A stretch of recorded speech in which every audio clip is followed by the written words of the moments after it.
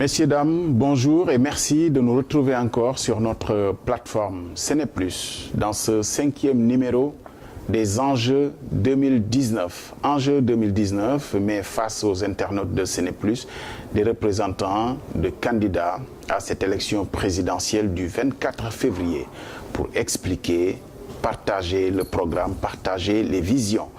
Nous avons encore l'honneur de recevoir un invité pour qui on n'a pas de doute que les débats seront fructueux. Mais ça devient une habitude. Je suis avec Charles Faye. Charles, bonjour et merci d'être là encore une fois. Bonjour Ablaye, bonjour aux internautes de ceneplus.com et à nos chers invités, des grands frères que je te laisserai présenter, bien entendu. Et nous avons l'honneur, bien sûr, de recevoir avec nous, pour interroger notre invité, un des doyens des organisations de la société civile. Il est bien qu'on ait de la mémoire aussi dans nos tribunes. Bouba Diop, Boubacar Diop Bouba est un des fondateurs de la société civile africaine, au-delà même des sociétés civiles sénégalaises. Le Congad, c'est Boubacar Diop Bouba. Le SAES, c'est aussi lui. Et il continue à aiguiller encore la place des sociétés civiles. On ne le rappellera jamais assez. La société civile sénégalaise est au cœur de ce processus électoral. Bouba, on est très heureux d'être avec vous. Bonjour Abdoulaye, merci de me donner l'opportunité de rencontrer à nouveau Charles et mon frère Moustapha Diakhaté. Et je salue tous les collègues, les jeunes, les aînés qui nous écoutent. Et je vous prends à témoin, quand un Cissé reçoit un Diakhaté, vous pouvez l'attester. Hein, la table était bien garnie tout à l'heure avant d'entrer dans ce studio.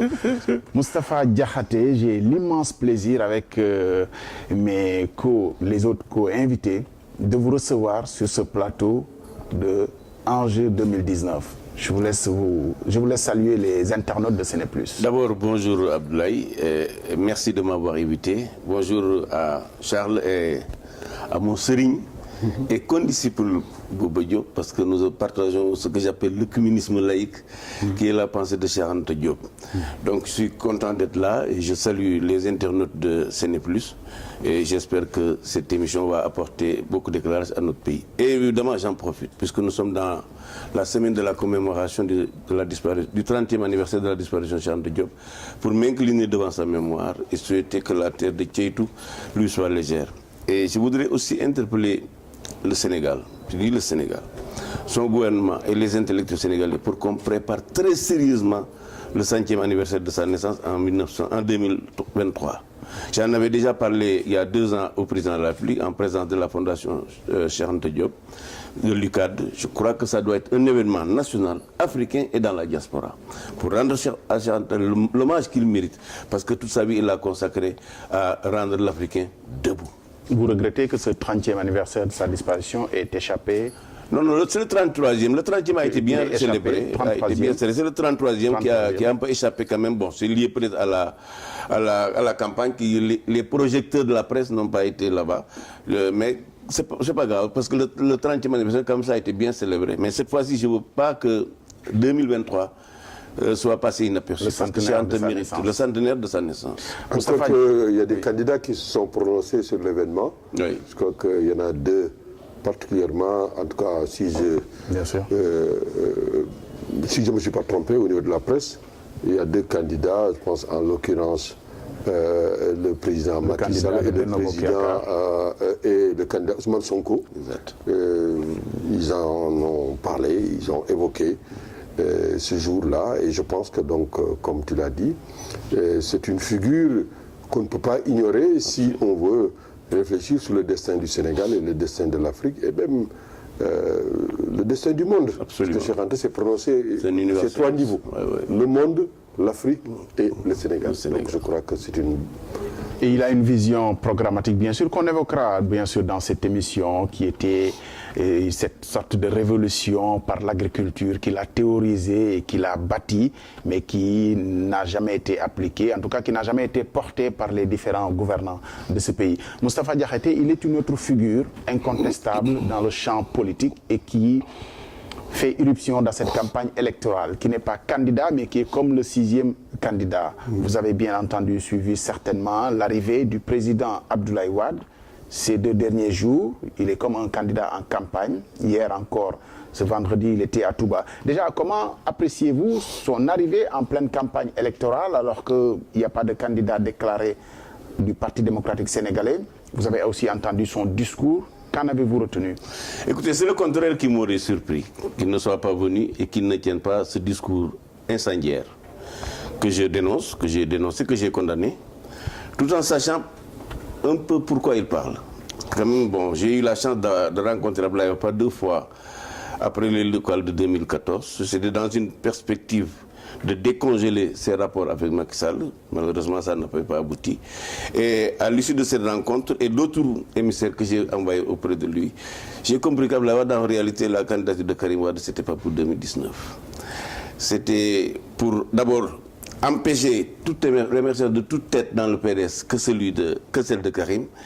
Et ensuite, en faire un prisonnier politique pour pouvoir peut-être faire la pression sur le... Donc, ça ne m'a pas étonné qu'il revienne ici. Mais en réalité, bon, il a fait un discours incendiaire, mais ça ne va pas être mis en exécution parce qu'il n'en a pas les moyens politiques. En réalité, c'est une sorte de demande de négociation. Il a toujours fonctionné comme ça, même avec le temps du président Diouf. La stratégie de la tension et du bord du gouffre. Et pour obtenir quelque chose. Et aujourd'hui, je crois que ce qui est sa préoccupation, c'est son fils, et non le Sénégal et sa démocratie. Et c'est malheureux. Charles, est-ce qu'on est encore légitime, c'est peut-être pas le mot, est-ce que le débat doit encore tourner autour de Abdoulaye Wade? Et qu'avez-vous retenu de son irruption dans cette campagne électorale? Qu'elle était attendue, qu'elle avait été annoncée, qu'elle était attendue. Mais ça, c'est comme le dit Diakhaté. On ne peut pas être surpris de ce que fait Abdoulaye Wade, quand bien même... il est dans son rôle? Dans son rôle historique, parce que cela ne date pas d'aujourd'hui, cette façon de faire, c'est très connu d'Abdoulaye Wade. Mais je pense que ce qu'il faut aussi analyser, c'est qu'il a un objectif assez précis, peut-être qu'il faut aller déchiffrer, hein, qu'il faut aller voir. Qu'est-ce que c'est que cet objectif? En parlant d'une certaine manière, Abdoulaye Wade, qui est très très fort en matière de rhétorique, c'est comment il parle aux jeunes, puisque assez souvent, le plus souvent d'ailleurs, sa cible préférée en termes de communication, c'était la jeunesse sénégalaise. Et c'est à cette même jeunesse qu'il est en train de parler pour lui dire « Tu seras le soldat de ta propre démocratie le 24 ». En fait, c'est ça qu'il est en train de dire aux jeunes Sénégalais. Soyez les démocrates et les soldats de votre démocratie le 24. Faites en sorte pour que les choses se passent comme elles devraient se passer, ça veut dire dans la crédibilité, la transparence, la liberté de voter et dans l'apaisement. Sauf que si les trois ne sont pas réunis, il ne peut avoir d'apaisement. En fait, Wade dit aux jeunes tout simplement, ce pays ne peut être apaisé que si le président Macky Sall ne fait pas les 55% qu'il vend déjà en termes de gains politiques pour dire qu'il sera élu. Donc il dit, voilà ce qui est fait pour qu'il ait les 55%, alors comme ce n'est pas crédible, ce n'est pas transparent, ce n'est pas en toute liberté, vous ne pouvez pas garder l'apaisement. Donc c'est quelque chose de très très intelligent qu'il est en train de faire, Abdoulaye Wade. Il est en train de parler. Maintenant, il appartient au pouvoir qui est quand même... Ces derniers temps, bon, il y a quand même une accalmie, un apaisement qui est venu avec la sortie qu'il faut noter de Maître Mame Adama Gueye de la société civile, qui dit quand même que d'après les informations qu'il a reçues du ministre de l'Intérieur, qu'il avait confiance. Je pense que ce sont des éléments assez importants. Et ce même Abdoulaye Wade, je ne reviendrai pas sur ce qui précède, sur Karim Wade et ainsi de suite, ça c'est une affaire intra-PDS, c'est leur affaire, mais le Sénégal ne s'arrête pas à eux, le Sénégal va bien au-delà de cela. Il est allé voir quand même le Khalif, il était à Touba, et au sortir de cette rencontre, il a invité à l'apaisement. Donc on le prend au mot. Vous entendez autre chose que ce qu'il déclare du haut de la tribune devant la permanence du Parti démocratique sénégalais, quand il dit juste qu'il veut empêcher la tenue de ce scrutin, et c'est pour ça qu'il est là? Il faut entendre autre chose? Absolument. Moi, je voudrais d'abord me prononcer sur la figure de Maître Abdoulaye Wade et aussi sur quel est l'objectif qu'il a essayé d'indiquer sur la figure de Maître Abdoulaye Wade. Il y a des textes que lui-même a écrits pour comprendre ce qui s'est passé, que d'autres ont écrit sur lui. Et il y a maintenant des témoignages directs que je pourrais verser dans la corbeille. D'abord, sur les textes, il y a un de nos aînés, Amadi Alidien. J'ai eu la chance de côtoyer cette génération. qui a beaucoup milité dans les années 50. Et Abdoulaye Wade, il faut le dire, c'est une figure incontournable, ne serait-ce que par son âge. Parce qu'il a milité avec les Cheikh Anta Diop, avec Léopold Sédar Senghor, les Kizerbo, etc., etc. Et il est encore sur la scène politique. Ne serait-ce que pour ça, il faut faire très attention. Je pense que c'est une figure incontournable. Alors, pour ce qui est des témoignages, je ne vais pas aller très loin, mais en venant aujourd'hui à l'émission, je me suis dit que je vais chercher un texte que j'avais lu, qui se trouvait dans les documents produits par Amady Alidien, où Abdoulaye Wade avait un discours tellement incendiaire contre Senghor. Et je me demandais, d'ailleurs, est-ce que c'est le même personnage que je connais? Tellement il était engagé et il disait des choses qu'il a repris dans ce livre que j'ai, où il explique un peu comment il est devenu panafricain, un destin pour l'Afrique. Abdoulaye Wade se prononce clairement sur beaucoup de choses. Son itinéraire, ses relations avec Cheikh Anta Diop, ses relations avec Kwame Nkrumah, etc. Lui-même, il est très explicite par rapport au destin de l'Afrique, etc. Alors, les connaissances directes maintenant que j'ai, donc, le président Maître Wade, ceux qui disent qu'il nous a trompés, il nous a surpris, je pense qu'ils ne l'écoutent pas très bien. Parce que lui, quand il vous regarde face à face, il vous dit ce qu'il pense de vous. Ça, il faut le reconnaître. Et Maître Wade, quand il dit une chose, il va aller jusqu'au bout de sa logique. S'il change, c'est que tactiquement, il a changé. Et je crois que je l'ai rencontré quand... D'abord, moi, quand j'étais étudiant en 1971, Abdoulaye Wade était le doyen de la faculté des sciences juridiques et économiques. Ensuite, Maître Wade, quand il est dans l'opposition, nous, on le rencontrait très souvent, les syndicats, vous savez, les raisons. Et quand il est devenu président de la République, je l'ai rencontré aussi à plusieurs reprises. Donc, quand Maître Wade parle, je sais que ce qu'il dit, il va aller jusqu'au bout. La dernière rencontre, j'étais avec Samir Amin, paix à son âme. Et quand on organisait le Forum social mondial, il nous a regardé, il a dit, mais ça fait plus de 30 ans, 40 ans que je vous connais, vous Samir. Je sais que vous avez des idées communistes. Moi, je suis libéral, et je vous le dis franchement. Et il nuance en disant qu'il n'est pas de libéralisme sauvage, etc. Donc, Maître Wade, je crois que quand il parle, il sait très bien ce qu'il dit. Je ne suis pas de ceux qui croient qu'il est devenu gaga, qu'il ne sait pas traiter, qu'il a perdu. Non, non, non, pas du tout. Je crois qu'il est très conscient, et c'est une chance qu'il a, à son âge, de 94 ans, de dire ce qu'il veut. Alors, maintenant, sur l'objectif visé, je crois que je fais partie de ceux qui ont essayé de faire la liaison entre les événements de 93 au Sénégal et les événements de 2000. En 93, ce pays a connu une situation assez particulière. Et je rappelle que Maître Wade avait menacé si les élections ne se déroulent pas normalement. Presque chaotique. Il y a eu un drame, je ne reviens pas là-dessus, il y a même un film actuellement sur ce qui s'est passé avec l'assassinat de Maître Babacar Sèye, par qui, jusqu'à présent, les choses ne sont pas claires. Et je crois que l'effet, moi qui vous parle, j'en suis conscient, l'effet, ça a été quoi?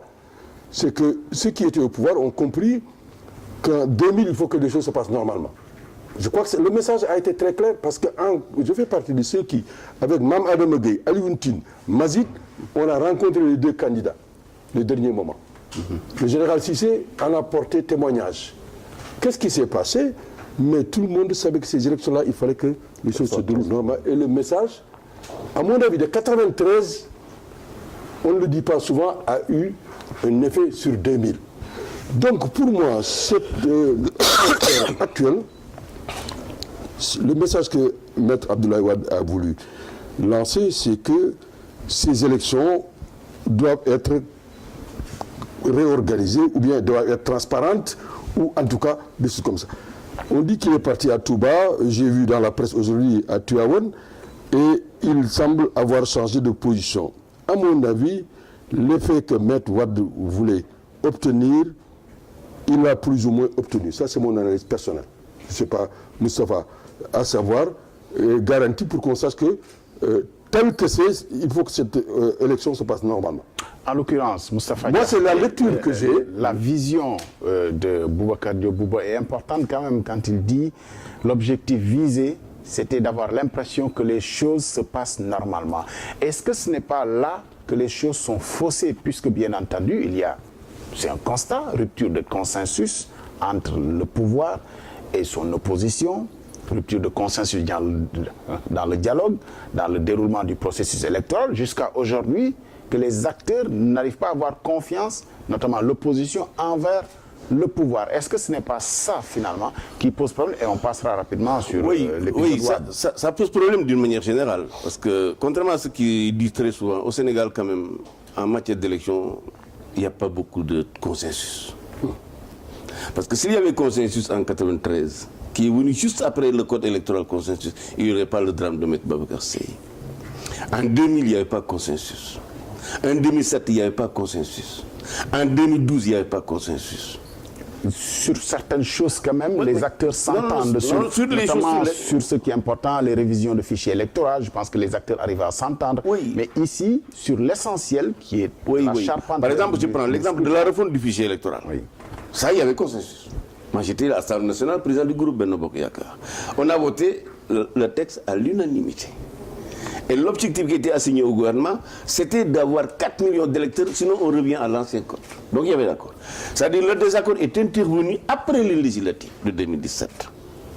Et d'ailleurs, quand Boubacar parle de Wade, Wade ne parle pas pour rien. Déjà en 2017, à la sortie des législatives, il a dit que je ne participerai plus à une élection organisée par Macky Sall. On a avancé, à un moment donné, il dit qu'il n'y aura pas d'élection sans Karim Wade. C'est pourquoi moi, son discours ne m'étonne pas. Mais sachant... Parce que je ne peux pas me permettre ici de dire des choses quand même que j'ai obtenues. Je pense que c'est bien qu'on s'entende sur l'essentiel. Bouba Diop, et d'ailleurs, peut nous être témoin, sur l'essentiel, c'est-à-dire le fichier électoral. Quand vous parlez de 92, il y a eu un fichier, un processus consensuel. En 2000, quand même, ce sont les organisations de la société civile qui sont encore témoins, qui ont quand même participé à l'expertise du fichier, ce qui n'est pas le cas. Oui, mais c'est grave là, il y a quelque chose qui a manqué dans ce pays-là, à la société civile sénégalaise. Il y a quelque chose qui a manqué.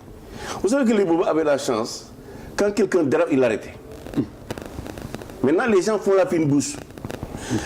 En 2017, quand Abdoulaye Wade a contesté avec une part de l'opposition le fichier électoral, l'Union européenne a offert ses bons offices et a décaissé 800 millions, a recruté des experts connus mondialement pour auditer le fichier. Quand ils sont terminés, ils sont présentés un rapport pour dire à 99% le code est fiable. Et les problèmes qu'il y en a, c'est des questions de reçus, des noms, des prénoms et des dates de naissance. Abdoulaye Wade, dans la foulée, est sorti pour dire que l'Union européenne fait de l'escroquerie. Mais il fallait lui demander, monsieur, où est-ce que vous avez fait de ce fichier-là pour dire que l'Union européenne fait de l'escroquerie? Les gens ont fait la fine bouche. Je crois que tout est parti de là. De mon point de vue, ce que l'Union européenne a fait est un bon diagnostic du fichier électoral. Les manquements qu'elle avait soulignés, de mon point de vue, ne posaient pas un problème de fond et ça pouvait être rapidement corrigé.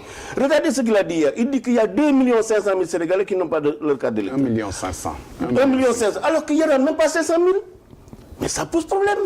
Ça va être un débat entre le ministère de l'Intérieur... Vous êtes là, vous avez vu. Non mais on peut se mettre d'accord sur les chiffres. On peut faire foi au ministère de l'Intérieur qui organise l'élection. Quand le ministère de l'Intérieur dit qu'on est à plus de 95% de retrait, c'est-à-dire moins de 5%, qui correspond environ à 250 000 cartes qui ne sont pas encore retirées. Quand quelqu'un conteste ce chiffre, je pense qu'on doit pouvoir être en mesure de tout mettre sur la table. Mais comment le faire? Mais c'est fait, ils ont reçu le fichier électoral en version papier et en version électronique. C'est remis depuis le 3. Est-ce qu'on reviendra sur l'épisode du parrainage? Je ne crois pas. Mais non, on peut y revenir. Les acteurs ne sont pas d'accord sur le fichier. Les acteurs politiques sur le fichier qui a servi au Conseil constitutionnel pour... Mais c'est normal. Vous savez, vous savez qu'en réalité, vous savez qu'il y a... On revient au rôle de la société civile qui n'a pas été aussi opérante. Il y a des sociétés civiles, de mon point de vue, qui se sont complètement décrédibilisées. Ce n'est pas le cas de Boubacar. Non, parce que... Non, je sais. Vous savez que Abdoulaye Wade, parfois, il disait des choses...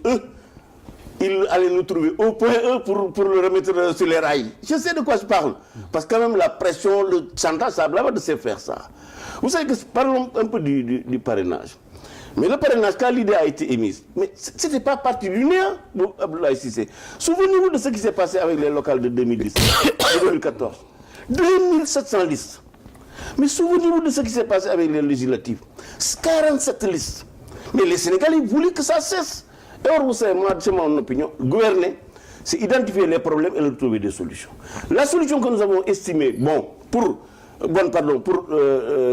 éviter les candidatures désordonnées, c'était le parrainage. Le président a mis en place un comité.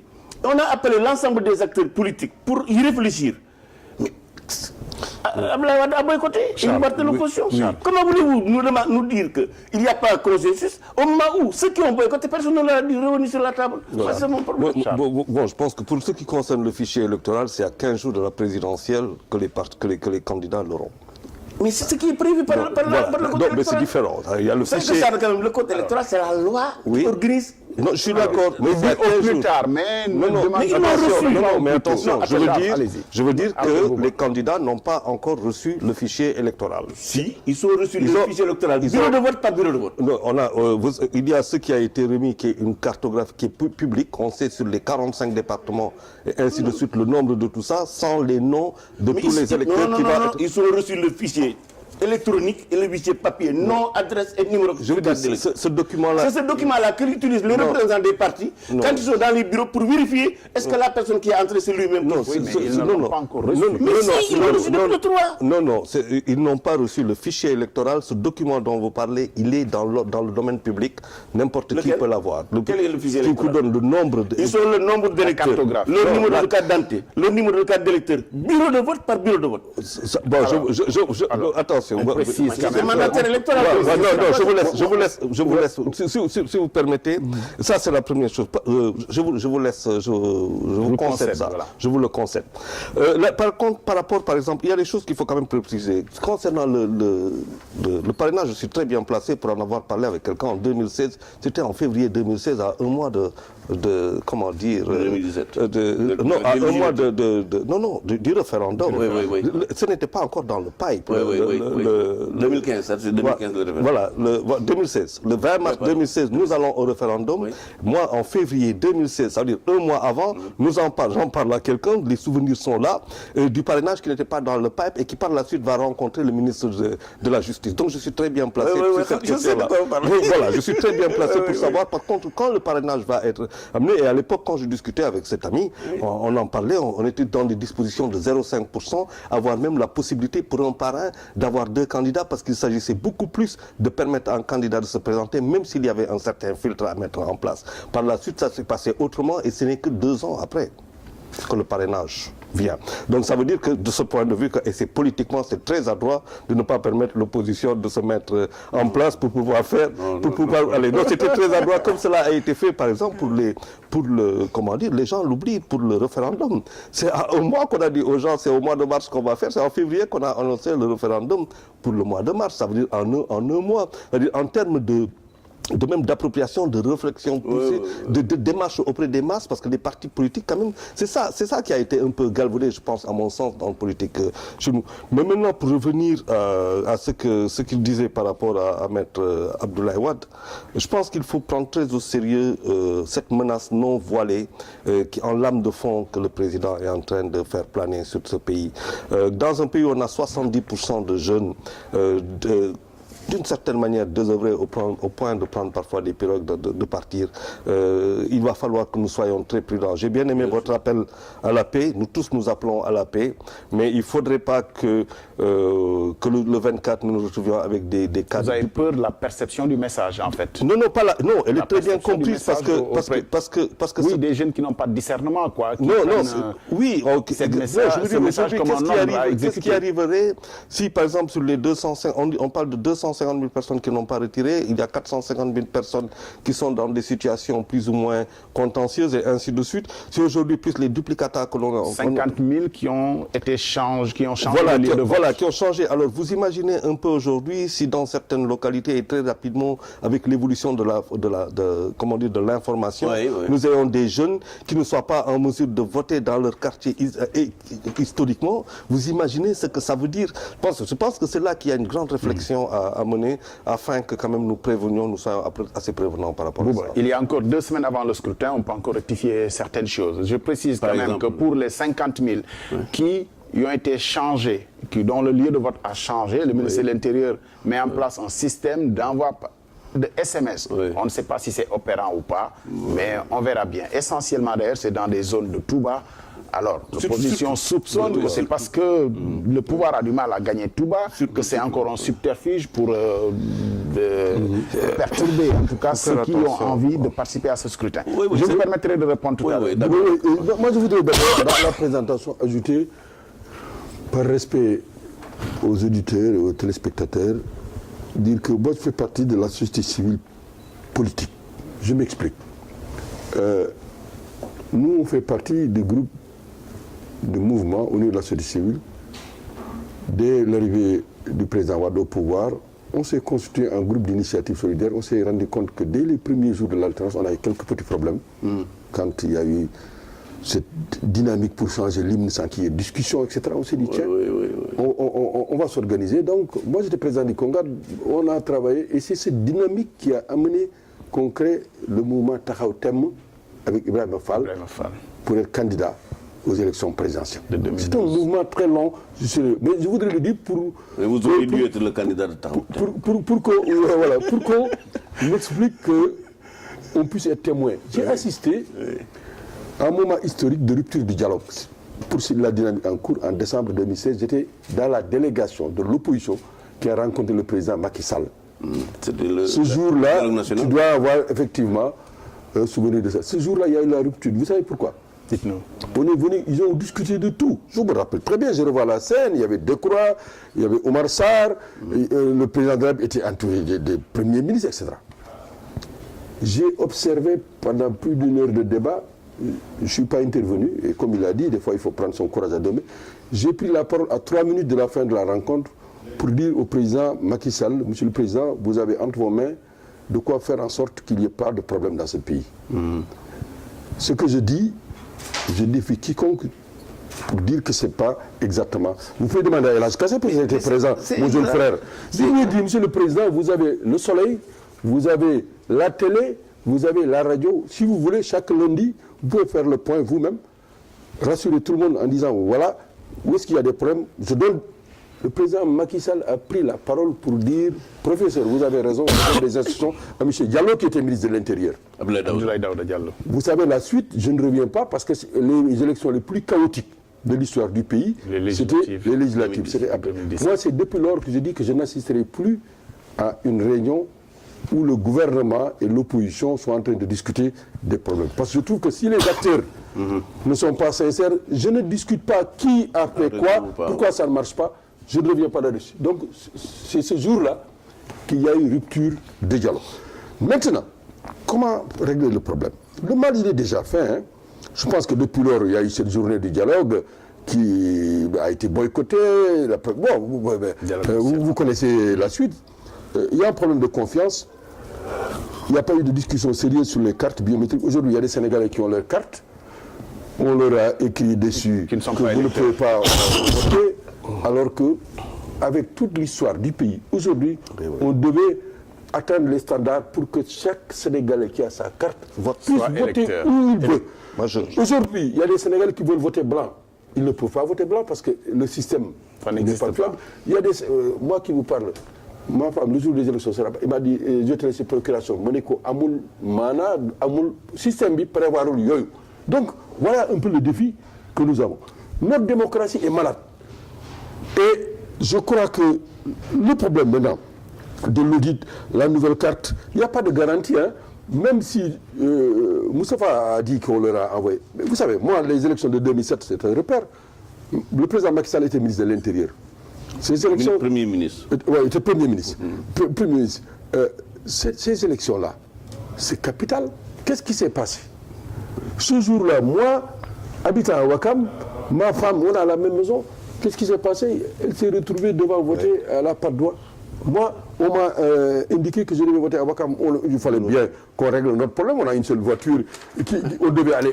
Bref, il y a eu un chaos. Il y a eu un chaos. Ce que Charles dit, il faut faire attention. Même si on donnait les cartes et tout, qu'est-ce qui va se passer le jour du vote? Attention. Là, on est dans une situation assez compliquée. Il ne faut pas qu'on joue avec le feu. Donc, même si Abdoulaye Wade aujourd'hui appelle à l'apaisement, etc., il faut faire attention. Il faut faire, comme il a dit, tout ce qu'il faut faire pour que les acteurs sachent ce qui va se faire. Ceux qui ne savent pas où est-ce qu'ils doivent voter, il faut que les choses soient clarifiées. Donc, pour dire en conclusion, les assises sont incontournables. Les assises nationales, malheureusement, ont été boycottées à l'époque par une partie de l'opposition. En 60, on a raté les assises de 1960. Véritablement, quand on voulait être indépendant, il faut que le Sénégal, après ces élections-là, qu'on aille vers de véritables assises participative où tout le monde viendra, qu'on discute sérieusement, gouvernance politique, gouvernance sociale, gouvernance économique, et même des questions que les assises n'ont pas réglées. Le problème de la sécurité, le problème de la Casamance, il y avait des questions qui n'ont pas été réglées. Donc, et je crois la réforme des institutions. Je crois que c'est ça le débat de fond. On a raté de grands tournants, il faut faire attention. Oui, avec même la nouvelle donne, la découverte du gaz et du pétrole qui paie du Sénégal quand même un autre enjeu extrêmement d'ailleurs. Voilà.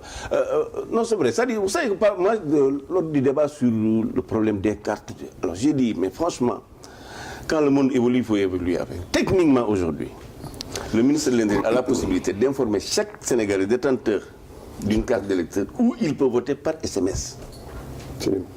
Mais par SMS. Parce que les gens, quand ils allaient s'inscrire, ils vont leur demander leur numéro de téléphone.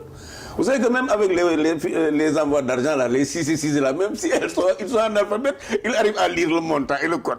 Mais franchement, ça dit que techniquement, ça ne pose pas de problème. Ça dit en une journée, on peut dire à tous les Sénégalais où vous allez voter. Alors maintenant, pour ce qui concerne, il y a deux choses à Ablaye. Par exemple, les Sénégalais qui ont 2 cartes d'identité, on a mis, ils ne peuvent pas voter. C'est des gens qui ont obtenu leur carte d'identité dans les commissariats de police. Là aussi, mais il faut réformer. Puisqu'il y a la carte de CEDEAO, peut permettre d'être en même temps une carte d'électeur, donc il faut qu'on modifie les choses de telle sorte que, soit dans les commissariats de police ou bien dans les mairies, que les gens qui viennent pour demander leur carte d'identité, s'ils ont l'âge électoral, maintenant les cartes d'identité c'est maintenant pas de 5 ans, mais dès l'instant qu'ils ont l'âge électoral, qu'ils puissent être automatiquement inscrits. Maintenant le vote n'étant pas obligatoire, ils peuvent voter comme ils peuvent ne pas voter. Maintenant pour ce qui concerne Touba, c'est vrai, Touba, la difficulté de Touba, c'est que la République du Sénégal a choisi d'organiser les élections dans les écoles, publiques notamment. Et malheureusement, là-bas, il n'y en a pas. Ce qui fait que c'est dans des abris provisoires que les gens votent. Et l'autre problème, c'est que les gens sont éloignés des lieux de vote. Et c'est pour éviter donc que ces déplacements puissent créer des problèmes que le gouvernement a décidé parce qu'il y a des centres de vote, il y a des dizaines de milliers de personnes, de rapprocher les électeurs de leur lieu de vote. Maintenant, ces gens-là, ces 50 000-là, de mon point de vue, c'est un impératif. Ils doivent être informés du lieu où ils doivent voter. Et ça doit être fait au plus tard le 23 à 0h. Sinon, ça peut créer des problèmes. Mais grand, c'est justement là le problème que nous avons, que moi je perçois au niveau d'une administration quand même qui devrait faire le travail pour lequel elle est payée. Je veux dire, on n'a pas à attendre jusqu'au 23. Aujourd'hui, n'importe quel Sénégalais en âge de voter, détenteur d'une carte d'identité, doit pouvoir voter. Nous sommes quand même au 21e siècle. Il y a quelque chose qui ne se comprend pas. On ne peut pas faire des cartes d'identité aussi chères que ça, solliciter l'informatique à ce niveau, et ainsi de suite, mettre Internet partout, et ne pas être en mesure d'aller à... Peut-être, Moustapha, un tout dernier mot avant de passer sur un autre sujet quand même, sur le processus électoral. Alors, on peut estimer que le filtre du parrainage a fonctionné, que l'objectif, comme vous l'avez dit tout à l'heure, c'était de ne pas avoir des candidatures désordonnées. On en a 5. Ça vous paraît raisonnable? Est-ce qu'on prend l'engagement ici de dire qu'avec 5 candidats à cette élection présidentielle, qu'on peut prendre l'engagement que ce sera le scrutin le mieux organisé? Parce qu'on n'a pas le droit demain de donner des justificatifs sur des impairs dans ce scrutin. Vous savez qu'il y a 3 défis que nous devons relever le 24. C'est-à-dire tous ceux qui ont détenteur d'une carte d'électeur, ils doivent pouvoir voter. Ça, c'est un défi qu'il nous faut relever. Et dès l'instant que ce problème est réglé, la question qui vient, c'est-à-dire avoir une élection bien organisée. Pour le moment, ce qui est en train de se passer, c'est que nous allons vers, en tout cas, un scrutin bien organisé. Et j'en veux pour preuve, quand même, la déclaration de Mme Adama Gueye, qui de mon point de vue n'est pas anodine, parce qu'on le connaît extrêmement critique contre nous. Et quand il a été reçu par le ministre de l'Intérieur, il a eu les gages, parce que la structure qu'il dirige était destinée tout simplement à sécuriser le vote. Sécuriser le vote, c'est quoi? faire de sorte que tout Sénégalais qui a l'âge électoral et qui dispose d'une carte d'électeur puisse voter, que le candidat pour lequel il vote puisse bénéficier effectivement de ce vote. Je crois que ces garanties-là seront respectées le 24. Vous savez, Ablaye, pour ce qui me concerne personnellement, ma vie, j'en ai beaucoup sacrifié pour que le Sénégal ait une démocratie. La première lutte syndicale que j'ai dirigée à l'école, j'étais à l'école primaire. C'est dans cette situation que j'ai connu Cheikh Anta Diop. Et j'ai grandi sous son ombre. Je n'ai pas quitté le RND du temps, j'ai quitté après sa mort. C'est pour rejoindre Abdoulaye Wade dans la perspective d'un combat pour faire partie du Parti socialiste. Vous savez que ce combat-là, ça m'a façonné. Et la personne qui fatigue le plus les autorités de ce pays-là, pour que les choses aillent mieux, à chaque niveau de scrutin, c'est bien moi. Et je vous assure que, en tout cas, à ce jour-là, moi, je n'ai aucune inquiétude que la présidentielle du 24 février sera démocratique, transparente et crédible. Maintenant, il faut que tout le monde joue le jeu. On ne peut pas être sûr que le nombre de cartes qui ne sont pas distribuées, ça ne dépasse pas 400 000. Et qu'en même temps, un ancien président de la République puisse se dire qu'il y a 1 500 000 cartes qui sont retenues. Ce n'est pas juste. Au nom du consensus qui maintenant, a toujours prévalu, est-ce que le président... Moi, je vais prendre la balle. Je vous pose la question, vous répondez à nos coups. Oui. Est-ce que le président avait quand même raison de maintenir son ministre de l'Intérieur, qui cristallisait quand même toute la contestation? Oui, écoutez, vous savez, moi, ce que je sais, Ablaye, c'est que quand même, en réalité, même s'il y avait un ministre délégué chargé des élections, c'est le ministre de l'Intérieur, en fait, qui organise les élections. Et c'est l'administration du ministère de l'Intérieur, depuis la DAF, la Direction Générale des Impôts, des élections, et l'administration territoriale. Et très sincèrement, moi je crois que l'administration territoriale est assez aguerrie pour permettre au Sénégal d'avoir un scrutin paisible. Est-ce que ça ne valait pas le coup de donner des gages de bonne foi? C'est possible, mais là où peut-être des personnalités comme Boubacar, peut-être son glissement un peu au thème, nous a privés d'un véritable médiateur social. Parce que lui, il est respecté. Il est respecté par tout le monde. Et je sais que, en réalité, ce qui s'est passé avec Abdou Diouf, pour qu'il nomme le général Cissé, ce qui s'est passé avec Abdoulaye Wade, pour qu'il nomme quelqu'un d'autre qui n'est pas de son parti, mais ça a été discuté et négocié par des personnalités crédibles. Moi, ce qui me fait mal, c'est qu'aujourd'hui, et ce qui manque de plus en plus dans ce pays-là, c'est des figures de proue qui peuvent parler au camp politique et leur dire tenir le langage de la vérité. Moi, c'est ça ce qui me gêne. Maintenant, ça c'est déjà dépassé. Ce qui reste à faire, c'est que nous tous, majorité, comme opposition et société civile, les médias, nous devons veiller à ce que ce scrutin-là soit le meilleur du Sénégal. Parce que nous sommes regardés. Nous ne pouvons pas être le berceau de la démocratie au Sénégal, en Afrique. Le pays qui a connu deux alternances et avoir une once de recul, ce n'est pas possible. Et ça, je crois que nous tous, nous devons nous mobiliser pour qu'il en soit ainsi, parce que c'est de l'intérêt du Sénégal. Et je connais Ablaye. Vous savez que quand je disais tout à l'heure, je vais prendre la balle au bon de Boubacar sur la question des assises. Très honnêtement, mon sentiment, c'est qu'en 1960, on aurait dû faire le diagnostic du pays, depuis la traite négrière jusqu'à l'indépendance. Et un nouveau départ, on ne l'avait pas fait. En 2009, la société civile, une part de l'opposition, a organisé des assises. Et le pouvoir en place n'y était pas associé. Ce qui fait que le résultat, on connaît. Et paradoxalement, les acteurs actuels de la majorité sont tous signataires des conclusions des assises nationales. Parce qu'en réalité, moi, ce qui m'intéresse dans les assises nationales, il y a des suppressions sur lesquelles moi je ne suis pas d'accord. Mais ce qui est important, c'est que pour la première fois dans l'histoire du Sénégal, des Sénégalais ont réfléchi pour leur pays. Ont voulu dégager un cap, tracer une route pour faire avancer notre pays. Et je crois que ce n'est pas trop tard, Boubacar. Après la présidentielle, je crois qu'il faut que le Sénégal parle au Sénégal. Pour que la confiance soit rétablie entre les acteurs politiques. La confiance, maintenant, si les règles sont claires et partagées, acceptées par tout le monde, maintenant, à partir de ce moment, la société civile va veiller. Celui qui dérape, on lui dit, monsieur, revient à de meilleurs sentiments. Je crois que ce serait une bonne chose. Moustapha Diakhaté est notre invité dans ce 5e numéro, Enjeu 2019 sur Séné+. Je suis en compagnie de Charles Faye et de Boubacar Diop Bouba. On a beaucoup parlé du processus électoral et des problèmes, bien entendu, qui n'ont pas été soldés entre le pouvoir et l'opposition. Toutefois, on est en pleine campagne électorale et il faut bien que le débat tourne autour des enjeux de développement. Je pense que l'une des figures évoquées ici était Cheikh Anta Diop qui a théorisé... Charles, oui. Oui, je pense que, pour rebondir sur ce qu'a dit Moustapha Diakhaté, c'est très important. Regardez comment on arrive à convoquer des choses qui n'ont pas lieu d'être. Et comment aujourd'hui on va vers une présidentielle, on ne nous dit pas ce qu'on va faire de notre argent.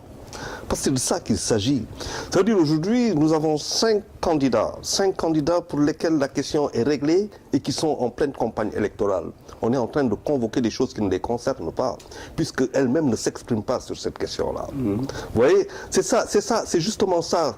Pour cela qu'il est important qu'on aille vers ces assises, afin qu'on change totalement de paradigme et qu'on s'assoie et parle de choses qui nous concernent dans le moment et pour lesquelles on peut prendre rendez-vous avec l'avenir. C'est justement ce que ne font pas les politiques. Nous enfermons dans leur logique pour tout simplement parler à la communauté internationale et faire passer le Sénégal pour ce qu'il n'est pas. De ce point de vue, je suis totalement d'accord. Alors, on va dire un dernier mot sur ce sujet. Bouba Diop, est-ce que c'est pas la définition des termes de référence de ce qui doit être ce dialogue qui pose problème? Parce que le pouvoir et l'opposition ne se sont pas entendus sur les termes de référence même du dialogue national qui a été lancé, présidé par le chef de l'État lui-même, qui aurait pu être une très belle initiative, mais qui n'a pas été consensuelle. Les termes de référence de l'implication de la société civile dans le processus électoral, notamment quand il s'agissait d'être observateur sur l'étape du parrainage au Conseil constitutionnel, ces termes de référence-là n'ont pas été bien définis. Est-ce qu'on peut s'entendre au moins sur l'objet de la discussion? Je pense que Moustapha a soulevé un problème très important. C'est le problème du leadership, aussi bien au niveau de la société civile qu'au niveau des partis politiques, au niveau de l'État. S'il y a un bon leadership et si les leaders s'entendent, il est possible d'avoir un plaidoyer pour la confiance, la sérénité, la transparence. Malheureusement, actuellement, il y a un problème. Il faudra, après ces élections, se revoir et analyser ce que c'est. Je donne l'exemple du parrainage. Ce parrainage, et sur ce plan-là, l'opposition même a commis des erreurs. Moi qui vous parle, dès qu'il y a eu le parrainage, j'ai suggéré qu'il y ait des pétitions pour avoir 2 millions de signatures pour dire que là où on va se casser la figure. Parce que les conditions ne sont pas réunies. J'ai proposé qu'on l'écrive en wolofal, qu'on fasse le tour du pays. Je n'ai pas été écouté. Donc, vous avez vu la détermination du pouvoir à faire quand même passer le parrainage? Oui, mais il était possible à l'époque de faire en sorte, il était possible de montrer qu'on va vers des difficultés. La preuve, aujourd'hui, je suis gêné, peiné, que parmi les 5 candidats, il n'y a aucune femme. Les femmes ont été exclues du fait du système tel qu'il est. Donc il y a des problèmes de fond. Je ne reviens pas là-dessus. Ça me gêne de voir une élection comme ça où certaines figures ont été écartées. Il y a des symboles importants aujourd'hui quand on parle de démocratie dans le monde. Donc je ne reviens pas là-dessus. Maintenant, il faut dire qu'il y a eu des dynamiques, des tendances. Il y a des gens qui pensent que si les élections se passent normalement, on peut voir qui est le meilleur profil qui va gagner. D'autres étaient pour qu'il n'y ait pas d'élection. Voilà les deux tendances. J'ai assisté aux rencontres de l'opposition. J'ai vu ce qui se passe. Aujourd'hui, la tendance semble être d'aller vers les élections. Il faut encourager cette tendance. Calmement, on voit concrètement. On a intérêt, nous tous, pour voir qui est qui. Je souligne aussi que la pause dont tu as parlé, je suis militant de la pause. J'assiste aux réunions tous les mercredis. Je suis avec Mme Adama. Donc, il faut l'encourager. Et bien sûr, au Sénégal, Wolof Ndiaye devenu Gaïndéwaï, Kharoumwaï, on ne peut jamais faire l'unanimité. Il y aura toujours des gens qui se rencontrent. Donc, mais il faut les encourager, tout ce qu'ils veulent faire. Les enjeux maintenant, c'est pour faire la transition. Quels sont les enjeux?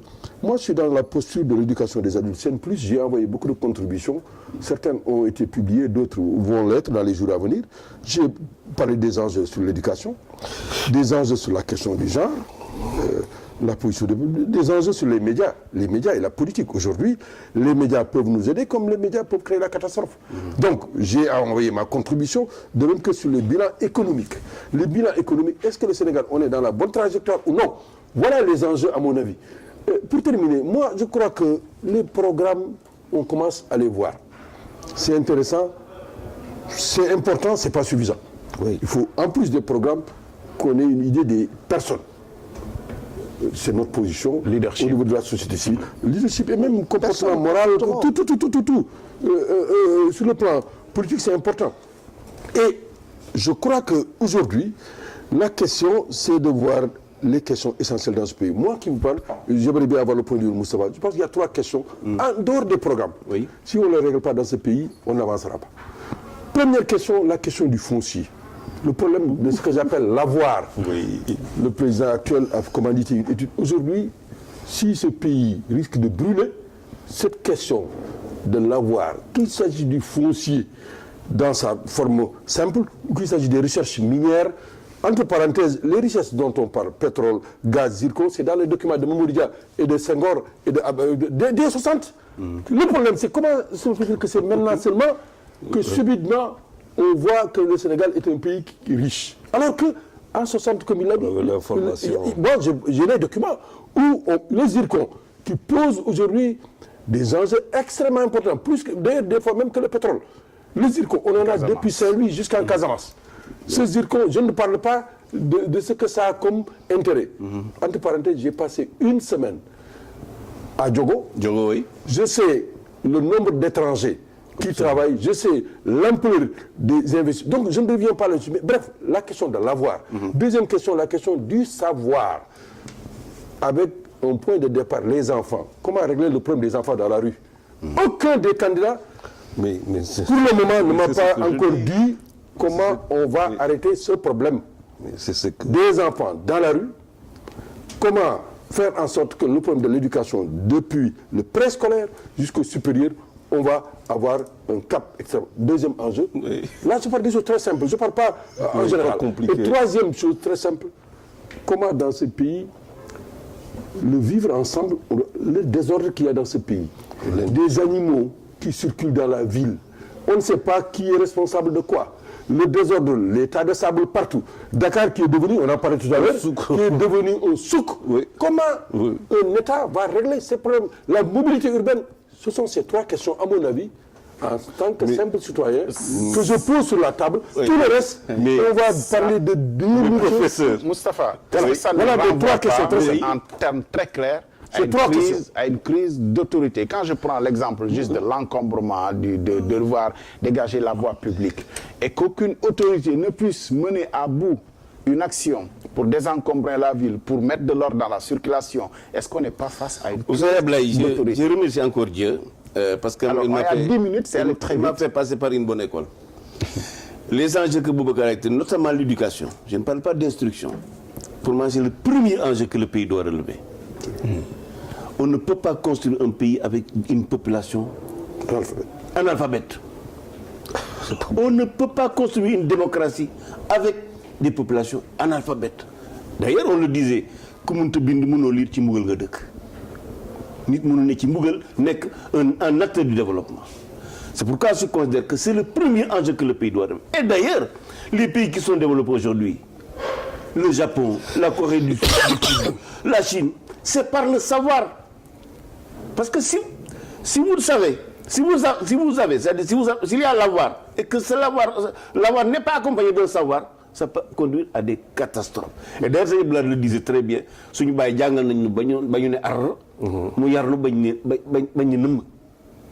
qu'il faut que ce pays-là, ce désordre, n'importe qui peut se permettre de dresser une tente sur la voie publique. N'importe qui peut se permettre de créer la pollution sonore qu'on peut appeler religieuse. N'importe quel chauffeur peut conduire comme il veut. Les surcharges. Mais ce n'est pas possible de construire un pays dans ces conditions-là. Il faut que les populations soient bien éduquées, qu'il y ait des lois et que ces lois soient appliquées. C'est une crise d'autorité, non? L'autorité est fondamentale dans un pays. C'est la valeur principale. Mais c'est l'aveu d'un échec. C'est l'aveu d'un échec de quoi? C'est l'aveu de l'échec. Par exemple, si aujourd'hui qu'on voit qui est au pouvoir, c'est un échec de ce point de vue. Parce que c'est quoi le véritable problème que nous avons? C'est un problème de paradigme. Chez nous, la politique prime sur tout. Chez nous, il s'agit de rester au pouvoir. Chez nous, on fait tout pour rester au pouvoir. Qu'est-ce qu'on fait, par contre, pour qu'on aille vers des ruptures fondamentales qui permettraient au peuple sénégalais de se retrouver peut-être dans 15 ans, ou voire même de dépasser la Malaisie, le Singapour et ainsi de suite, avec lesquels nous étions aux mêmes indices, nous avions le même. Il faut même dire plaire l'électorat. Voilà. Plaire à l'électorat. C'est pour ça que je disais tout à l'heure que le problème fondamental, quand nous regardons les politiques, comment ils posent leurs problèmes, et que nous passions notre temps à parler de ces fichiers électoraux et ainsi de suite, nous laissons à côté le secteur de la santé, alors que nous aurions pu aujourd'hui, avec cette université qui a formé pas mal de médecins de la sous-région jusqu'au Maroc, dans le Maghreb, avoir un plateau médical extraordinaire. Quand nous savons que le marché Diaoubé est le marché le plus important de la sous-région et qu'on ne fasse pas le nécessaire pour qu'il devienne un marché extraordinairement moderne, avec des corridors qui soient agricoles et ainsi de suite, qui permettent de desservir toute la région. Et ainsi de suite. C'est ça notre véritable problème. On n'a pas de vision prospective. Nous ne voulons pas construire un Sénégal pour demain, nous voulons nous construire aujourd'hui par rapport au Sénégal que nous avons. Et bien entendu, on arrive à quoi? Crise d'autorité. Mais la crise d'autorité, c'est impopulaire. Je veux dire, l'autorité est forcément impopulaire. Elle est impartiale aussi. Elle est impopulaire, mais impartiale. On préfère quoi? On préfère rester populaire et rester dans la partialité. Ça donne exactement ces choses que nous avons vécues. Vous savez, je vais ajouter un mot avant que vous me preniez. C'est-à-dire, il a parlé de Diaoubé. Je disais à un ami récemment qu'en réalité, le range du Sénégal, vous savez, vous connaissez bien le marché qui est à Paris, c'est à Diaoubé. Et ça a été construit par les populations elles-mêmes. C'est vrai. Effectivement, ce n'est même pas un marché sénégalais, c'est un marché international qui, de mon point de vue, peut porter le développement. Mais bien sûr. Et malheureusement, vous avez raison qu'ici au Sénégal, il y a deux personnes qui ont des problèmes. Je disais que les gens c'est important, mais la surpriorité dans ce pays actuellement, je souhaite que le président qui va gagner, la première mesure pour que ce pays marche, les langues c'est nationales. il doit. Non, c'est de dire qu'il n'est plus président de son parti politique. Première chose. Ça, c'est la surpriorité. C'est à partir de ce moment, j'avoue même que j'étais avec la liste de Fipou qui disait qu'un mandat pour ne plus être sous pression. Les enjeux de les pressions. Ici, dans ce pays, il le sait. Pourquoi ça ne marche pas? Parce que on veut, dès qu'on est élu, être réélu. Donc, on n'ose pas faire ce qu'on doit faire. C'est pourquoi on est élu. Donc, la surpriorité, c'est que le président doit non seulement arrêter d'être président, quel que soit celui qui va gagner. Moi, je ne sais pas qui va gagner, mais il dit que vous savez ce que cela implique. On vous dira, en 5 ans, on n'a pas le temps non plus. S'il veut même faire 2 mandats, c'est pas mon problème. S'il veut faire 2 mandats, il faut faire 2 mandats. C'est pas ça mon problème. 2 mandats, je pense que c'est bien. Quelqu'un peut vouloir faire 2 mandats, 10 ans. On peut faire ce qu'on peut. Mais il faut ensuite réformer les institutions. On en parlait tout à l'heure en off sur un certain nombre de pesanteurs dans ce pays, au niveau de l'administration, un certain nombre de choses. Si on ne réforme pas les institutions, on ne pourra rien faire. Donc, je crois que la surpriorité, c'est de donner un signal fort en termes de leadership, de courage. Le reste, je crois que ça va. Je soumets à votre regard 2 questions politiquement concrètes, parce qu'on est à la fin, mais on ne peut pas ne pas faire. On est en campagne électorale. L'élection a lieu le 24 février.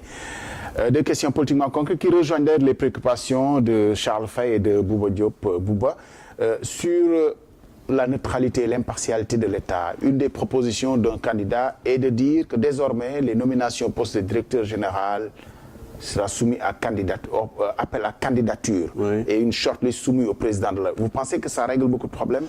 Oui, ça peut être une bonne idée.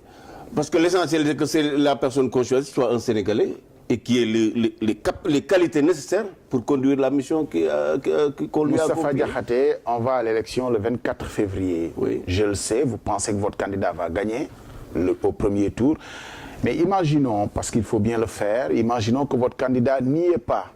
Est-ce que Macky Sall, le candidat Macky Sall, négocie, soutiendra un candidat? Ce sera forcément 2 candidats de l'opposition. Comment vous positionnez-vous? Pour le moment, nous ne posons pas cette question. Nous avons travaillé pour gagner au premier tour. Et je crois que, Inch'Allah, ce sera le cas. Et en cas de deuxième tour, avec toujours Macky Sall, est-ce que vous voyez des chemins du possible de discussion avec les 4 qui sont résolument contre le pouvoir actuel? Oui, bon, tout ça c'est possible, mais puisque moi je ne m'attarderai pas à faire de la météorologie politique, et nous avons travaillé depuis quand même la fin des législatives pour avoir a gagné la présidentielle au premier tour.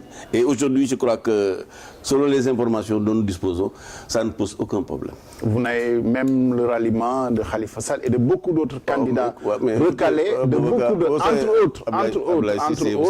entre autres, Khalifa Sall et beaucoup d'autres candidats recalés. L'espace politique sénégalais a été configuré de manière nette à partir du référendum. Le camp du oui est toujours avec nous et s'est renforcé. Alors que le camp du non s'est disloqué et s'est affaibli. Par conséquent, vous savez, en tout nous, moi je crois que l'opposition que nous avons en face de nous, et c'est malheureux, ce n'est pas bien pour la démocratie, c'est l'opposition la plus faible qu'un président de la République sortant a rencontrée. Vous ne craignez pas qu'on dise qu'Awad avait raison, lui qui... Mais bon, la grande opposition d'un pouvoir, c'est pas son opposition, c'est la majorité silencieuse. Maintenant, si on va dire que le président a augmenté de 100%... Nous pouvons disputer la majorité silencieuse au même titre que l'opposition, avec des arguments plus pertinents. On a un fichier électoral à plus de 6 millions d'électeurs. Le scrutin a lieu le 24 février, pour le premier tour en tout cas. Moustapha Diakhaté, nous avons été très heureux de vous recevoir. C'est la deuxième fois que vous venez. Oui. On verra bien entre les deux tours. Si jamais on va dans un deuxième tour de scrutin. J'étais très ravi aussi de vous avoir, Bouba, Diop Bouba, un des grands contributeurs aussi sur le site Séné+. Charles Faye, qui est habitué, avec qui je me plais bien sûr à former un binôme pour animer cette émission. Merci de nous avoir suivis et à très très bientôt pour d'autres émissions sur Séné+.